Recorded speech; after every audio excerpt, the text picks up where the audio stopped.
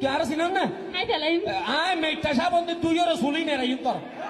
আয় এনে ন রাইম আল্লাহর কথা এই, বেয়াদব। তেরাদি হারাম তেরা জাদা। কত হলো দি হিসি ফেলাই আচ্ছা কি তুই আর মুখোমুখি খেলা মাতি আরনি মুখ আর কিছু না দিগিয়াম কিছু দিয়ে মরি